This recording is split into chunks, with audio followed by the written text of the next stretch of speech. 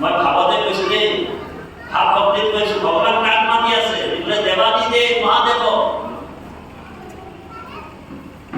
বোলে দিকপাত কৰাটো মোৰ কাম নহয়, বোলে কাৰ কাম? বলে ভাণ্ডাৰীৰ হ'ল। তুমি আহি পেলাই প্ৰথমে বিকবিলাক কৰি প্ৰণাম কৰি দিয়া।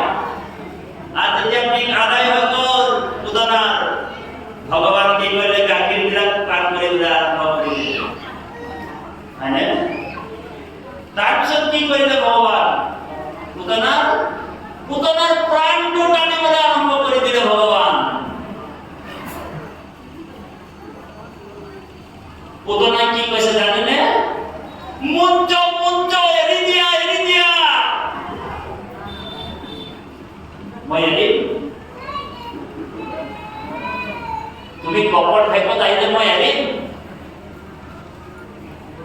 হে পুতনা মাহী,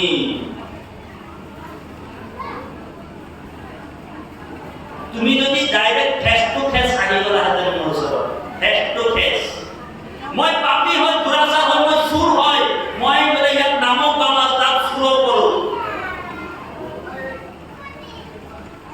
এনেকুৱা অৱস্থাত যদি তই আহিলেহেঁতেন, তোমাক লগে লগে মই জননীৰ গতি দি দিলোহেঁতেন।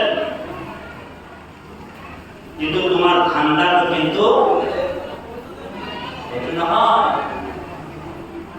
তোমার ভিতরতে এটা আর বাহিরতে এটা, বুঝলা?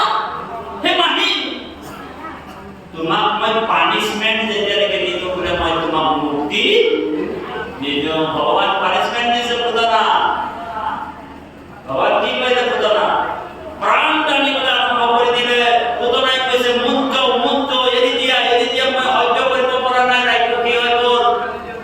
21 কিলোমিটাৰ দীঘল আছিল পুতনা, ইমান ডাঙৰ ৰাজ্য কি যেতিয়া পৰিছে পুতনা, যিমান পৰ্বত পাহাৰ আছিলে সব অভৰি চিহ্নাকৃত হৈ গ'ল। ভগৱান পুতনাৰ ওচৰত উঠি পুতনাই কৃষ্ণক লৈ কিনি কলৈ গুচি গ'ল? আকাশ মাৰ্গত লৈ গ'ল। পুতনা ভগৱান সাথে ঠিক আছে, ওকে বোলে মই এতিয়া বোলে গোটেই ব্ৰজধামটো বোলে মই হেলিকপ্টাৰ পাই গ'লো। যেতিয়া ধুনীয়াকে বোলে চাই লৈ ভাল বোলে এতিয়া 6 দিন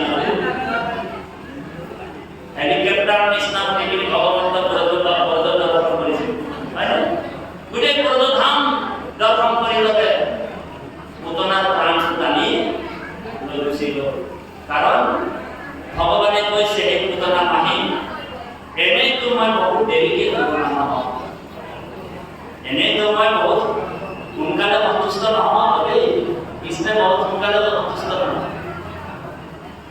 ভগৱান কৈছে মই এনেইতো জীৱবিলাক বহুত দেৰিকে ধৰো, আৰু বোলে যাক এবাৰ ধৰি লওঁ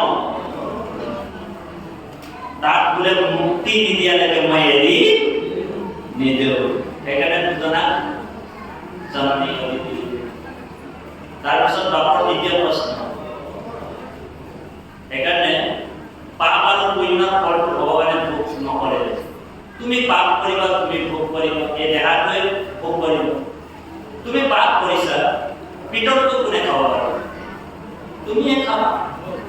আৰু তুমি পুণ্য কৰিছা, সৎ কাম কৰিছা, তাৰ ফলটো কোনে ভোগ কৰিবা? কোনে কৰিব? তুমি নিজেই কৰিবা। কৃষ্ণই কৈছে যে যথা মম প্ৰবদ্ধন্তে তাস তথৈবম ভজাম্যহম, একাদশ স্কন্ধ গীতা।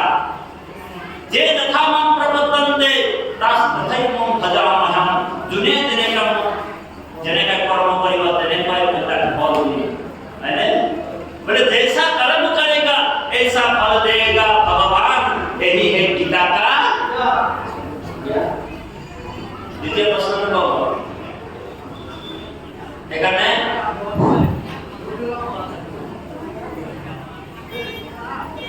হে ঈশ্বৰ মূৰ্তি, দ্বিতীয় প্ৰশ্নটো আছিলে মোৰ, আজি দিনটো মই তেওঁ গুণানুকীৰ্তনতে আছিলোঁ, কিন্তু গৈ পাইছোঁ গধূলা, গৰুকেইটা আনিবলৈ গৈ পাইছোঁ, মোৰ দাঁত খাই পেলালে। গতিকে মইতো ঈশ্বৰৰ গুণানুকীৰ্তনতে আহিছিলোঁ, যিহেতুকে পৰম পুৰুষ জীৱতে ব্যাপী আছে কিয় সেই গৰুটোৰ গাটোতো তেওঁৱে আছিলে মোৰ যে ধানখিনি খাই পেলালে শস্যখিনি সেই ব্যৱস্থাটো কিয় হ'ল কি ৰকম মানুহ ৰে কি প্ৰশ্ন সুধিছে ৰে খালি হ'ল আপোনাৰ গৰু ধান খালে যদি আপুনি ভাবিছে ঈশ্বৰৰ ওচৰতে বুদ্ধিষ্ট ভগৱান কাম অৱস্থিত সমস্ত ভূততে আশ্ৰমা কৰি এই ভাৱটো যদি আপুনি দেখিছে খালি হ'ল গৰু একদম ধান খালে আপোনাৰ এটা মনত চমক কৰিছে গতিকে দানা চানা এইখিনি ভালকে বুজাব লাগে হয় নাই গৰুটো বুজাব লাগে যে তই পুৰা অহাবাৰ আৰু লাগালে ধান তই নাকাবি দেই এইবাৰ খালি আৰু খালি এই গৰু দেৱতা যেনেকে আমাৰ গুৰুজনে কীৰ্তনত কৈছিল তুলসীমালা বদল গৰু আত্মা জানিয়া ভাৱ কৰি কৰিব প্ৰণাম তাৰমানে সেইটোতো আপোনাক কোৱা নাই যে গুৰুটোৱে তোমাৰ পৰা আহিছে আপুনি দীঘল দীঘল ডিগ্ৰী প্ৰণাম কৰিবলৈ কোৱা নাই তাৰমানে যথাযথভাৱে তেওঁলোকক গুৰু যদি কাপোৰ আছে তেওঁ হাত যোগাৰ কৰিব এতিয়া গৰুটোৰ কথাটো এনেকুৱা হয় যে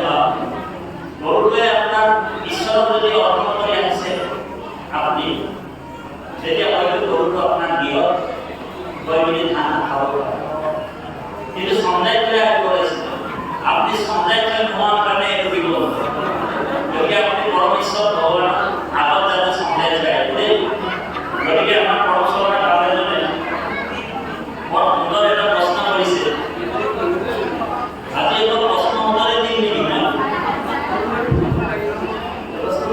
বাকীবিলাক চব খোজকাঢ়ি পাৰ হৈ গ'ল আৰু তাতিবাকে ধৰক ফচাই দিলি নে বাকী যিমান